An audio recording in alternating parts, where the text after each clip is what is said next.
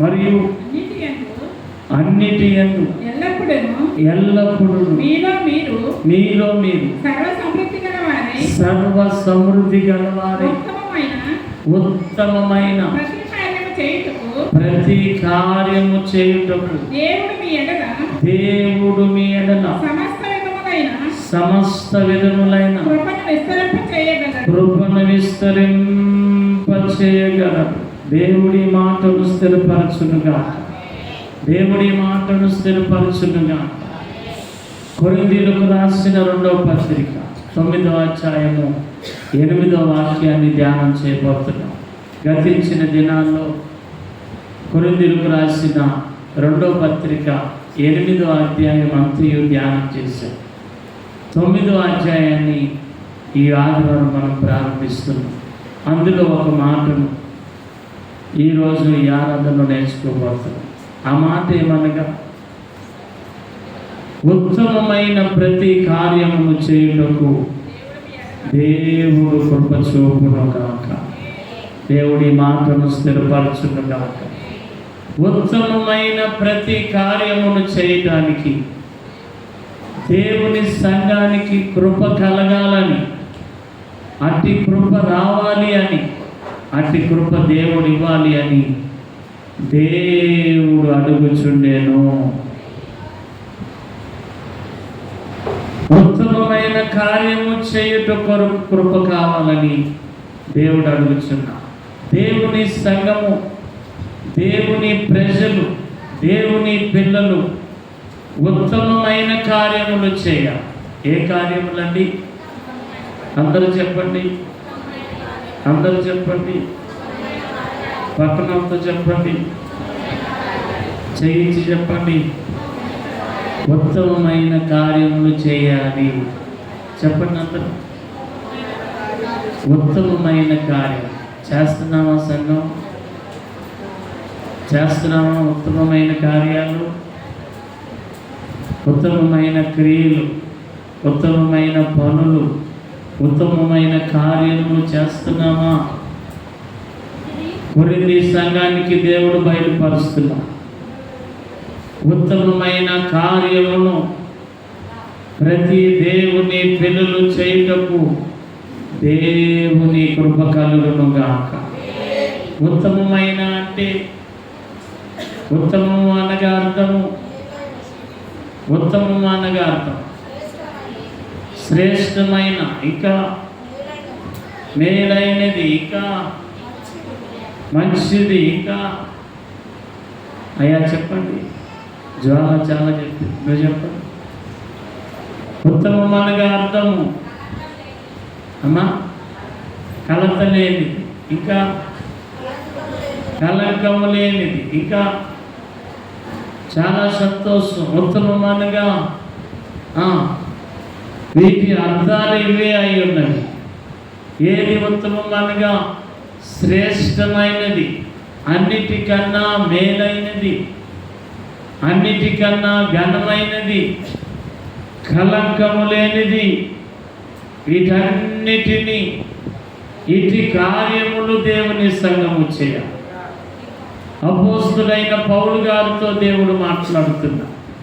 ఉత్తమమైన కార్యముల యందు చేయుటకు దేవుడు కృపనిచ్చునుగాక. ఉత్తమం అంటే అర్థం ఉందిగా, మేలైనది, శ్రేష్టమైనది, ఉన్నతమైన కార్యములు చేయాలి. దేవుని సంఘము శ్రేష్టమైన, ఉన్నతమైన, మేలైన కార్యములు చేయటి అందు దేవుని కృప దొరుకునుగాక. రాకేష్ మధ్యలో ఆయన తీసుకెళ్తానండి. గ్యాప్ ఆయన బెంచ్ ఇటు కూడా అన్నయ్య గ్యాప్ గాల చిన్న అదే చంద్రబాబు దగ్గర అందరూ ఉంటారు. దేవునికి అందరు చంద్రబాబును ప్రేమిస్తారు. మరి ఆయన ప్రేమిస్తారో తెలియదు. దేవునికి మహిమ కలుగునుగాక.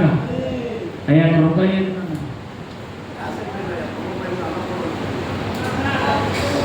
నువ్వే చెప్పచ్చా?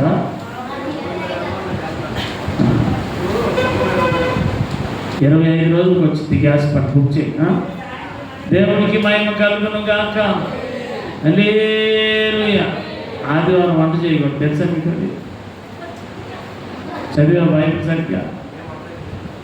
ఆదివారం వంట ఉండొచ్చా? ఆదివారం కూర తెచ్చుకోవచ్చు? అసలు పొయ్యి వెలిగించచ్చా? తినచ్చా? ఆదివారం ఏ దినం అది? ఆదివారం ఏ దినము?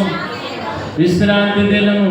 అయ్యా, ఆరాధన దినము, దేవుణ్ణి మహిమపరచు దినమండి.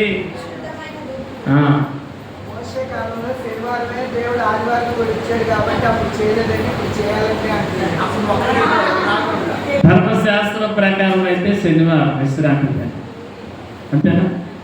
ఆదివారం ఆదివారం ఆదివారం పునరుద్ధానం అంటే మనకి ఆదివారం కనుక మనం కూడా ఆరాధన తర్వాత ఏదైనా, ఒకవేళ గ్యాస్ లేకపోయినా, పుల్లలు లేకపోయినా, బియ్యం లేకపోయినా, ఏది లేకపోయినా దేవుని తర్వాత మొదట ఆయన రాజ్యమును నీతిని వెతకండి, అప్పుడు అన్నీ మీకు అనుగ్రహించబడును. దేవుని కృప చూపును గాక.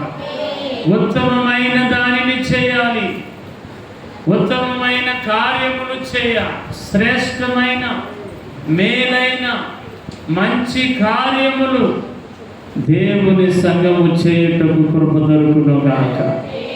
ఉందా కృప? ఉందా మన సంఘానికి? దేవుని కృప ఉందా? దేవుని సంఘములో ఈ కార్యములు ఉన్నవా? ఉత్తమమైన కార్యములు చేయుటకు దేవుని కృప కావా? ఉత్తమం అనగా అర్థము బైబిల్ చెప్పండి. ఏది ఉత్తమం చెప్పండి అమ్మా. ఏది ఉత్తమం బైబిల్ ప్రకారం చెప్పండి. ఏది ఉత్తమము? ఏది ఉత్తమము? లూకాసు వార్త 10:42. లూకాసు వార్త 10:42. లూకాసు వార్త 10:42.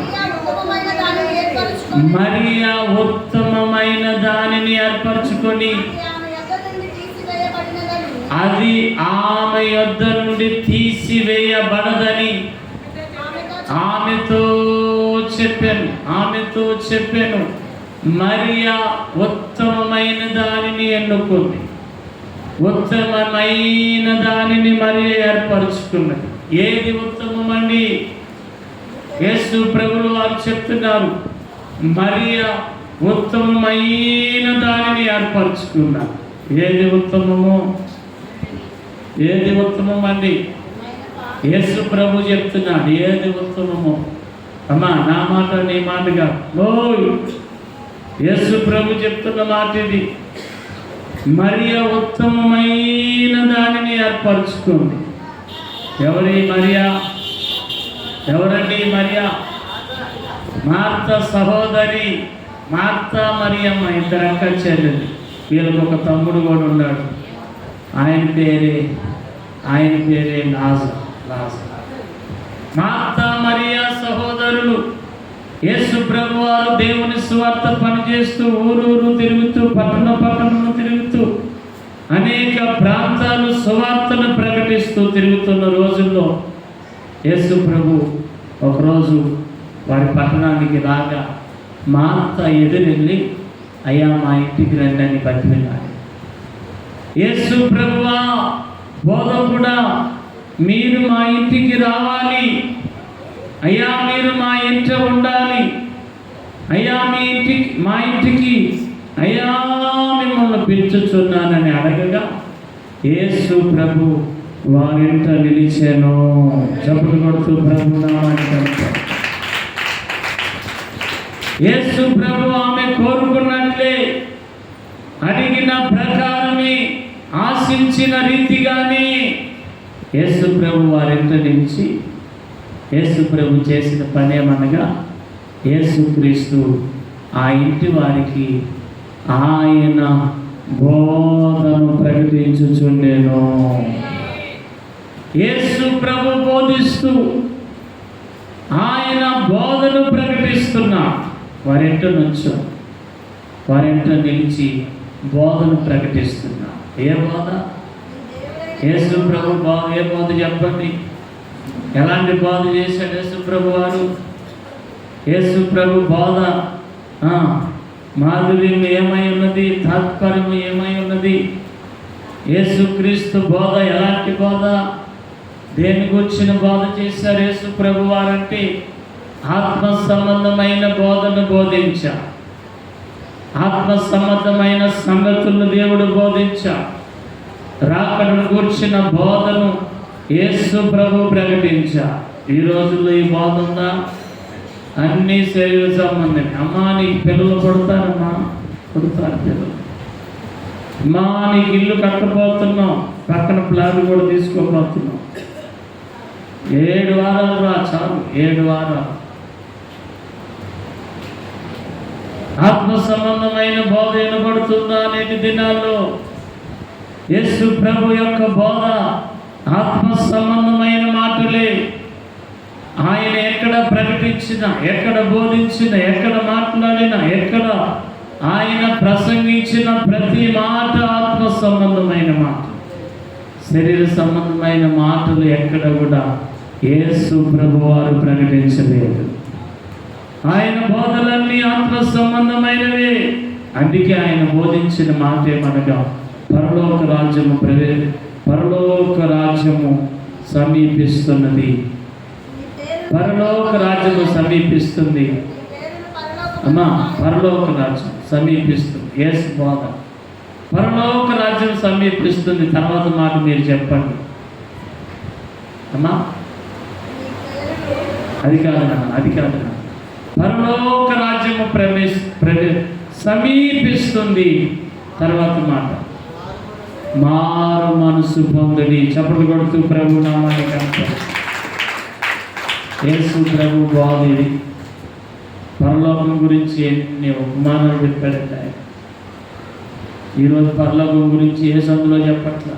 పెద్ద పెద్ద మీటింగ్ చెప్తున్నారు, లక్షలు పెట్టి స్వార్థ కూడికలు అంటున్నారు. కానీ పరలోక బోధ లేదు, ఆత్మ సంబంధమైన మాటలు లేవు. మా చర్చి పెట్టిన వెంటనే వేల మంది వచ్చేస్తున్నారు. మా చర్చికి వచ్చిన వాళ్ళు ల్యాండ్ల మీద ల్యాండ్లు కొంటున్నారు. మా చర్చికి వచ్చిన వాళ్ళు అందరూ ధనవంతులు అయిపోతున్నారు. ఏ బాధ అండి? ఏ బాధ చెప్పండి? శరీర సంబంధమైన బోధే. ఆశీర్వాదాలు, దీవెనలు అన్నీ లోక సంబంధమైన వాటిని. ఇది కాదు నిజమైన బోధ, క్రీస్తు బోధ, ఆత్మ సంబంధమైన బోధ ఉండడం కాక. దేవుని సంఘంలో ఈ బోధ ఉండాలండి. ఇప్పుడే మొదలైపోయింది. అమెరికాకిను, ఇజ్రాయేల్కిను, ఇరాన్కి యుద్ధం మొదలైపోయింది. తెలుసా? ఎక్కడో జరుగుతుంది యుద్ధం, ఇక్కడ కూడా మొదలైపోయింది కరువు. ఇప్పుడే గ్యాస్ బండ్ కూడా కరువు అయిపోతుంది. అయినను గవర్నమెంట్ వారు చర్యలు తీసుకున్నారు. కంగారు పడద్దు మీరు. మామూలుగా వండుకో, నీ గ్యాస్ బండ్ ఖచ్చితంగా టయానికి అందించే బాధ్యత గవర్నమెంట్ తీసుకుంటుంది. గ్యాస్ బండ్ల కొరత కొన్ని ఊర్లో అయితే 50 లీటర్లు, 100 లీటర్లు, 150 లీటర్లు, 500 లీటర్లు కూడా దాచేసుకున్నారు. పెట్రోల్ డీజిల్ నిల్వ ఉంచుతున్నారు. కారణం ధరలు అధికమైపోయి చూస్తున్నారు టీవీలు. భయంకరమైన యుద్ధాలు, బాంబులు, మోత, మరణాలు, దుర్వార్తలు, ఒకరినొకరు గాయపరుచుకోవటం, ద్వేషించుకోవటం. ఎటు చూసిన రాజ్యం మీదకి రాజ్యం, జనం మీదకి జనం, భయంకరమైన వాతావరణం. అయినా నీకు ఇక్కడేమో ఏ ఆశీర్వాదాలు కావాలి? లోక సంబంధమైనవి బోధనలు కూడా అలాగే ఉన్నాయి. మా చర్చిలోనే అన్ని దీవెనలు. అంటే మిగిలిన చర్చిలు కాదా? మిగిలిన ఆనందాలు కాదా? అంటే అక్కడ దేవుడు ఉన్నాడా? తక్కువ మంది ఉంటే దేవుడు ఉన్నాడా? జనాలు కూడా పిచ్చి, నలుగురు ఎడికిపోతే అదే వెళ్తా ఉంటారు. అసలు దేవుడు ఎక్కడ ఉంటాడు చెప్పండి? ఎంతమందిలో ఉంటాడు చెప్పండి? చంద్రబాబు చెప్పలు పెడదామని చెప్పలు కనుక ఒక వాకింగ్ చెప్పాడు. చాలా తర్వాత ఒక వాకింగ్ చెప్పాడు. ఇద్దరు ముగ్గురు కూడి ఉంటే, తర్వాత చాలా ఇద్దరు ముగ్గురు కూడి ఉంటే ఎక్కడ నా నామమున ప్రార్థన చేయను, నేను వారి మధ్య నిలిచేదను. చప్పట్లు కొడుతూ ప్రభు నామాన్ని కనపడు. దేవుడు అన్ని చోట్ల ఉండును. ఆయన నామంలో ప్రార్థన చేస్తే ఇక్కడే ఉంటాడు. 1000 మంది ఉంటే ఉంటాను, 100 మంది ఉంటానంటే దేవుడు ఉంటాడు. అక్కడైనా ఉంటానని దేవుడు ఏం చెప్పలే, దేవుడే హెచ్చరించలేదు. అన్ని చోట్ల నేను ఉంటాను. ఇద్దరు ముగ్గురు కూడిన చోట నేను వారి మధ్యన ఉండేదనని దేవుడు వాగ్దానం ఇచ్చాడు. ఈరోజు బోధనన్నీ మారిపోయినాయి. యేసు బోధనలు ఈరోజు ఎక్కడుంది చెప్పండి? ఆత్మ సంబంధంగా బోధించే వాళ్ళు ఎక్కడున్నారు? ఈ బోధ చేస్తే నిలబడే వాళ్ళు ఎక్కడున్నారు? వినేవాళ్ళు ఎక్కడున్నారు? ఏమండి? అంత అద్భుతాలు చెప్పాలి, ఆశ్చర్యకార్యాలు చెప్పాలి, ఆశీర్వాదాలు బోధించాం. వీటి మీదే సంఘం నడపబడుతుంది. దేవుని పిల్లలు ఆత్మ సంబంధులుగా కట్టబడును గాక. ఆత్మ సంబంధమైన బోధన పట్టుకొనును గాక. ఆత్మ సంబంధమైన బోధన ప్రకటించబడును గాక. యేసు బోధ ఆత్మ సంబంధమైన బోధ. యేసు బోధిస్తుంటే మరి అయితే ఏం చేసిందంటే ఆయన పాదాల దగ్గర కూర్చొని ఆయన బోధ వినిచుంది. మార్త అయితే పిలిచిన మార్త అయితే అసలు యేసు ప్రభువుని పిలిచింది ఎవరు? ఇంటికి పిలిచింది ఎవరు? రమ్మని పిలిచింది ఎవరు? తీసుకెళ్ళింది ఎవరు? తీసుకెళ్ళింది మార్త. కానీ ఆయన బోధ వినేది ఎవరంటే మరియ వింటుంది. మార్త అయితే విస్తారమైన పనులు పెట్టుకుంటారు. మనం కూడా చాలామంది అంతే, ఫోటో పెట్టుకుంటారు, అప్పుడే అన్ని పనులు అప్పుడే పెరుగుతాయి. హల్లెలూయా. అప్పుడే బాగా పనులు. పాస్టర్ గారు వచ్చినప్పుడే పని, కోటం జరిగేటప్పుడే. ఇంట్లో కోటం జరిగితే నేనే బయట తిరుగుతాం. అదే నాకు తెలిసి నాకు ఆయన అన్నాడు, కోటం జరుగుతుంటే హలో ఎవరు వచ్చారే? జాలో వచ్చింది కోటానికి. ప్రియాంక చంద్రబాబు వచ్చాడా? ఓకే. ఇంకెవరు? రూతులు వచ్చిందా? ఓకే. కోటం పెట్టుకునే ఆయన పరిస్థితి ఇది. ఎవరెక్కడ ఉండాలి? ఎవరికి కోటం? ఎవరికి ప్రార్థన? ఎవరికి బోధ? నీకే సంఘానిక? కోటం పెట్టుకున్న వాళ్ళకా సంఘానికే బోధ? ఆ చర్చిలో వింటారు బోధ. కోటం పెట్టుకున్న నీకు, కోటం పెట్టుకున్న నీ ఇంటి వారికి, కోటం పెట్టుకున్న నీ భర్తకి, నీ భార్యకి కూర్చుంటారా? అస్సలు కూర్చోలేదు. మరి ఎందుకు పెట్టుకుంటారు తెలియదుగా? అది ఆశీర్వాదకరమా? నీ కోటం జరుగుతుంటే నువ్వు 2 మాటలేనా? నాకు అన్నీ తెలుసు, నాకు తెలియని బాధ ఏముంది, అన్ని వాక్యాలు తెలుసు అనుకో. ఆ రోజు ఏం మాట్లాడుతూ వినాలి, కూర్చోవాలి, వినిన మాట అయినా వినాలి, దేవుని బోధ వినాలి. నీ ఇంటికి ఆశీర్వాదము కలుగునుగాక. కోటం పెట్టుకొని నువ్వు తిరిగేస్తే అలాగే బయటకి కొన్ని మనసు లేదు, భర్త అనుకోవచ్చు, అన్నీ తెలుసు నీకు, చర్చి కొత్త బాప్తిజం తీసుకుని అన్నీ తెలుసు, కావాలని బయట తిరుగుతూ ఉంటారు. కోటం పెట్టుకుంటారు, ఇంకా అన్ని పనులు బయట పనులే. ఇది ఆశీర్వాదకరము కాదండి. దేవుని పిల్లలు వాక్యమందు కట్టబడునుగాక. క్రీస్తు బోధలు వినాలి. విస్తారమైన పనులు కాదు, విస్తారమైన పనులు. నాకు తెలిసిన కుటుంబం కోటం పెడుతుంటే బూందీ పార్సల్ చేస్తారు. ఇక్కడ నీ వాకింగ్ చెప్తుంటే అక్కడ బూందీ బూందీ ప్యాకింగ్ అంట.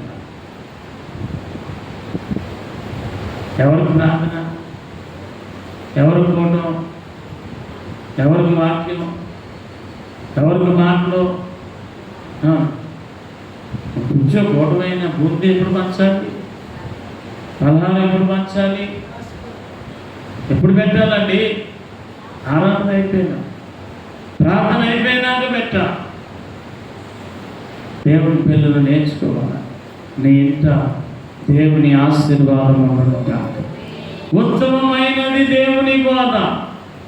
ఎన్ని పనులు పెట్టుకుంటే మంచిదే. యేసు ప్రభు గారికి భోజనాలు పెడుతున్నాం, పాస్టర్ గారికి మంచి భోజనం, చికెన్ పెడుతున్నాం, బిర్యానీ పెడుతున్నాం, మంచి మంచి పాస్టర్ గారిని రెడీ చేస్తున్నాం, మంచిదే. కానీ శ్రేష్టమైన బోధ, దేవుని వాక్కులు వినకపోతే ఎలా? దేవుని వాక్యం చెప్తుంది ఉత్తమమైనది క్రీస్తు బోధ. మరి అయితే ఉత్తమమైన దానిని ఎన్నుకొనెను, దేవుడు దానిని తొలగించలేడు, ఎవరు దానిని తీయవేయలేరు. మార్త అయితే విస్తారమైన పనులు, ఎన్ని పనులు పెట్టుకున్నా దేవుని బోధకు ఆటంకము రాకుండానుగాక, ఆటంకము రాకుండానుగా. ఆ రోజే పనులు పెట్టుకుంటారు, ఆ రోజే డ్యూటీ వేస్తారు. ప్రార్థన ఆశీర్వాదం ముగింపుకు వచ్చేస్తారు, పరుగును వచ్చారు. అది ప్రార్థన చేయాలి. కొంతమంది విచిత్రం, భార్యకి ఆడికించి పంపిస్తారు, వీళ్ళు ప్రార్థన చేయించుకో, వీళ్ళ కొద్ది ప్రార్థన. ఎవరు కావాలి? భార్య. నువ్వు చేయించుకోవా? కొంతమంది భర్తకి నువ్వు చెప్తా అట్లా పిల్లలకి ఇచ్చి ఆలకిచ్చి కాదు. చక్కగా కుటుంబం అంతా నుంచోని ప్రార్థన అయిపోయినాక, ప్రారంభం వచ్చినాక అందరు కలిసి నుంచోని నిలబడి చక్కగా ప్రార్థన. నీ కొత్త ఆశీర్వాదం, నీ కొత్త ప్రార్థన. దేవుని పిల్లల క్రమం పాటించాలి. అందరు నిలబడాలి, ఫ్యామిలీ అంతా. ఇంట్లో కూటం జరుగుతుంది, అందరు నుంచోవాలి, అందరు కలిసి ఒకే ప్రార్థన. దేవుని కృప దొరుకునుగాక. ఎవరు నేర్పించారు? ఎవరు నేర్పించారు? ఎక్కడ నేర్చుకుంటారు కోటం? భార్య మొక్కల్ని కానిపించి నువ్వు పెట్టు, నేను దూరం ఉంటాడు రాదు. దేవుని పిల్లలు కుటుంబ సమేతంగా ప్రార్థించబడాలి. యెహోషువా అంటారు, నేను నా ఇంటి వారు యెహోవా ఇంటి వారందరూ నిలబడాలి. దేవుని మనసుతో అయ్యా ప్రార్థించారు. దేవుని పిల్లలు అందరూ కట్టబడాలి. ఉత్తమమైనది ఏమనగా క్రీస్తు బోధ. క్రీస్తు బోధ ప్రతి ఇంట స్థిరపరచబడును గాక. ఆయన మాటలు నమ్మబడును గాక, ఆయన మాటలు కట్టబడును గాక, ఆయన మాటలు స్థిరపరచబడును గాక, ఆయన మాటలు హృదయమందు నిలిచును గాక, ప్రతి ఇంట నిలిచును గాక, ప్రతి మనుషుని యందు ఉండును గాక. ఉత్తమమైనది క్రీస్తు బోధ. ఆ బోధని ఇంట ఉండాలి. ఉత్తమమైన క్రీస్తు మాటలు ప్రతి గృహమందు ఉంటే, ప్రతి మనుషుల్లో ఉంటే ఆ గృహం ఆశీర్వాదకరం. దేవుని దీవెనల కలుగును, దేవుని ఆశీర్వాదం కలుగును. ఈ మాటలు దేవుడు దీవించి ఆశీర్వదించి కనపరచునుగాక. పాట పాడుచునుగా కానుకలు సమర్పిత. పాట పాడుతున్న ఎవరున్నారు?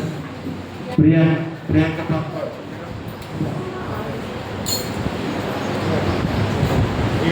పాట పాడుచుండగా